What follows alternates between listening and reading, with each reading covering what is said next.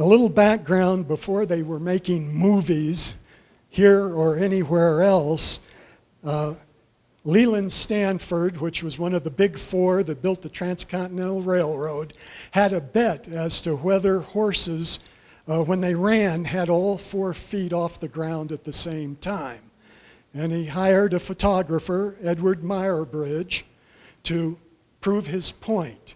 And he set up a whole series of cameras that had tripwires. So when a horse went by, it would trip, and each camera in sequence would take a still photograph.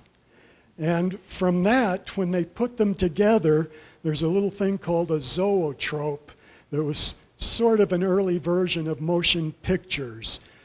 You would have a cylinder with slits in it, and you would rotate the cylinder while looking through the slits that acted as a shutter, and then you would see motion. And that basically started the motion picture industry. So by 1898, there was a whole series of previous inventions. I don't know if any of you ever watched the PBS series Connections with James Burke from 78 to 97. There were 40 episodes. And he had one on motion pictures. And all of the previous, going back to the Romans, how this series of inventions led to the invention of the motion picture camera. And worldwide, almost on the same date, all of these different countries invented motion pictures. So you have the Lumiere brothers in France, Frieze Green in England, there was Russians, and in the United States, Edison. And Edison did something that no one else in the US did. He patented his inventions. And so he claimed he had sole rights to not only the movie cameras, but all of the projectors. And he hired thugs to go and beat up his competitors and destroy their equipment. And that's why we got the New York and the New Jersey companies moving as far away from Edison in New Jersey as they could. They moved to California. And the first studios there were in Santa Monica and Niles, not Hollywood. And then a whole bunch, over a dozen, opened in the Los Angeles city limits. So now we'll sort of come back to here. In 1898, the first commercial movies to be shown in Arizona were shown in the basement of the head hotel. And that was done by Professor White and his traveling moving picture show. After his engagement here, he was due to be in Winslow. And back then, how you traveled was by train over any long distances. Unfortunately, he fell off the train on the way to Winslow, was run over and killed. So the only time he ever showed movies was right here in Prescott. 1918, who was a huge movie star, a matinee idol by the name of Wallace Reed, made another movie in Jerome called Rimrock Jones. I have stills from that movie.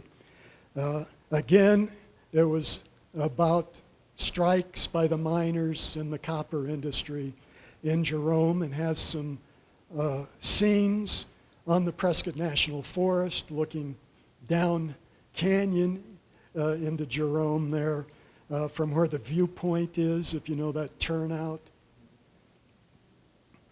Then he kind of has an interesting story. His wife was also a well-known movie actress at the time, Dorothy Davenport. In the early 20s, while making a logging movie in the Sierras, he was in an accident from doing a stunt, broke his back. And this may sound a little familiar if you're familiar with the story of Elvis, Michael Jackson. His doctor got him hooked on morphine. And even though he became a drug addict, he was still able to make 20 more movies before he died of a massive heart attack. Well, his wife, who inherited the whole family fortune and mansion, decided she was going to make social content movies. And her first movie had to do with drug addiction.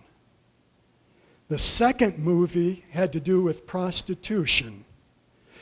And unfortunately, the movie was called The Red Kimono, 1925. It still exists. I have lobby cards from it. The State Historical Society years ago did an X-rated monograph about the star of the movie, which was Gabrielle Darley, known as Gabby. She was the foremost prostitute of Prescott. And she finally got kicked out of Prescott when we got a district attorney that shut down prostitution and gambling in the city limits. And she wound up moving to Siloam.